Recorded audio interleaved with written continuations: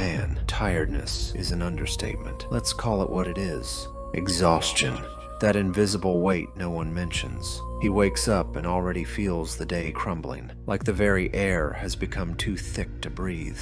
Everyone talks about taking care of your mental health, but it's easy to say when your world isn't falling apart. That talk of taking time for yourself makes no sense when he can't even remember the last time was really his. Every step he takes seems to drain him more. He feels like he's in a race with no finish line, running for reasons he's not even sure he believes in anymore. He realizes that, at some point, and all of this became an obligation, not a choice.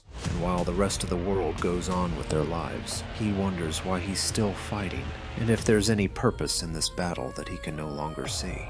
He thinks about giving up, but then he realizes that quitting is the kind of choice that only seems simple to those who've never truly been on the edge. When you reach the point where he is, giving up feels as exhausting as going on. He doesn't even remember the last time he truly chose anything.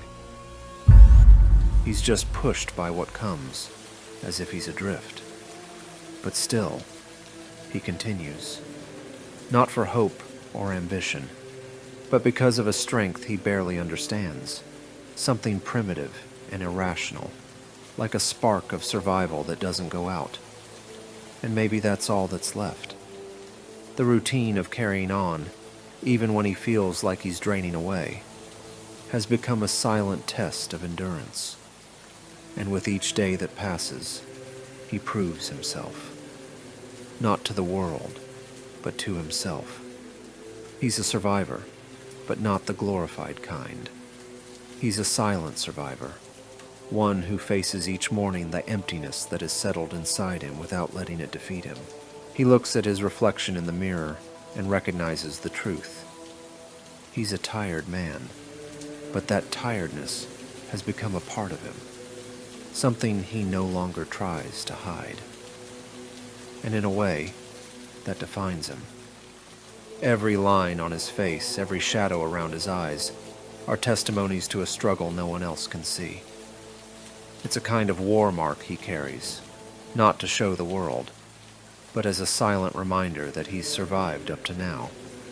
And strangely, that gives him strength. Not an explosive strength, but something darker, slower, a cold determination that only those who've reached the limit can understand.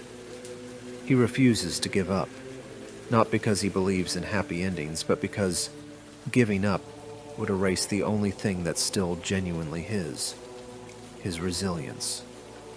And with that, he finds a kind of purpose. Tiredness is a constant, and he begins to see that this constant is what keeps him focused. Because he understands that, as long as tiredness exists, the fight also exists.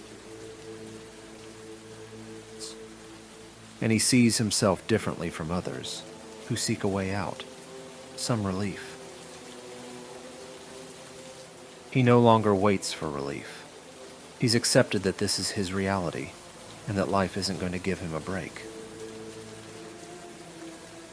And by accepting that, he frees himself from the expectations of being happy or fulfilled. He only needs to keep going, one step at a time, one breath at a time. And this process, painfully slow, becomes his journey. A journey that doesn't need applause or epic endings, but that, in the solitude and silence, is genuinely his.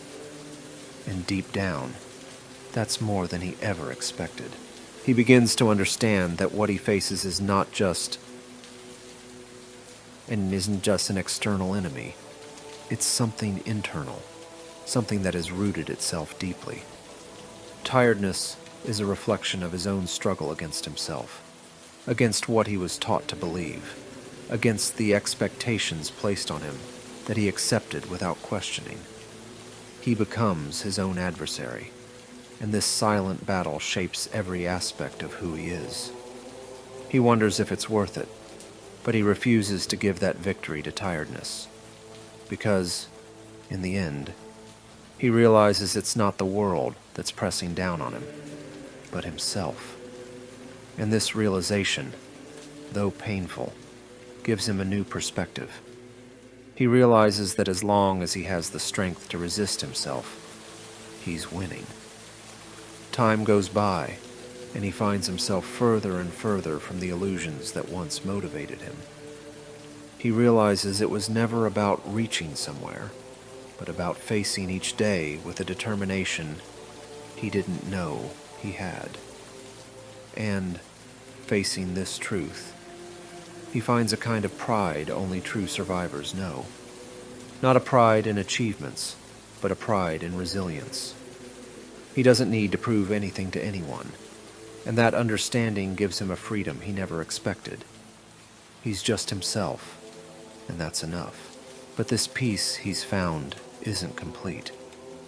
It's a bitter peace, almost ironic, as if life has offered him an incomplete truce.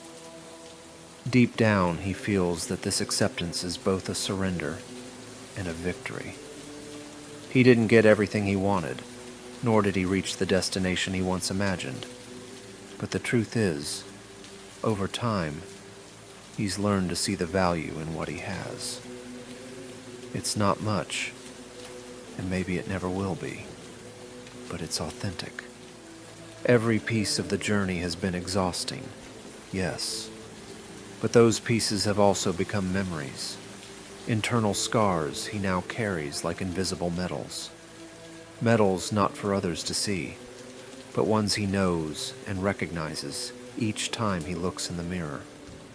And each of those internal marks tells a story of falls and new beginnings, of sleepless nights and hard mornings, of not having given up.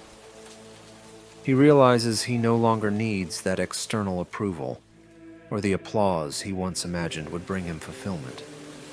What he's achieved is something so intimate that no one else can comprehend it. It's not the kind of achievement you show off, because its true value lies in the solidity he's built within himself, like a rock that's faced storms and still stands firm. And that solidity, that silent strength, becomes the foundation of something new.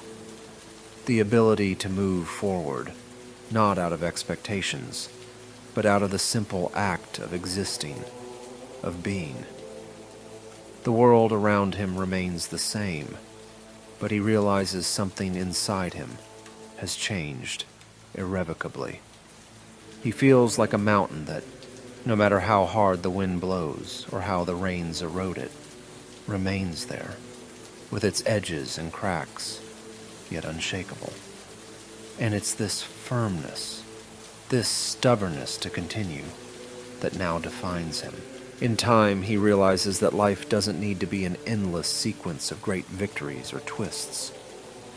It can just be this, one day after another, an internal, silent battle that no one will ever see, but that he knows exists. And maybe, in the end, that's the real meaning of it all. He understands that he doesn't need to carry a burden of grandeur or seek the world's approval. His life, with all its ups and downs, is enough. He finally finds purpose in the journey itself, something that doesn't need to be explained or understood by others. Because what he's built, even in darkness and silence, is his alone. And that, in the end, is what matters.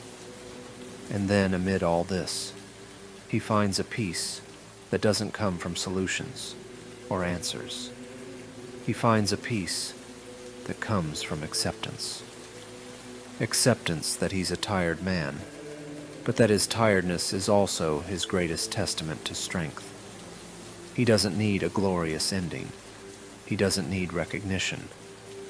His battle is his, and only he can understand it. And in understanding this, he feels he's finally found a purpose. Not a purpose the world can applaud, but a purpose that's his alone. And in the end, that's all he really needed.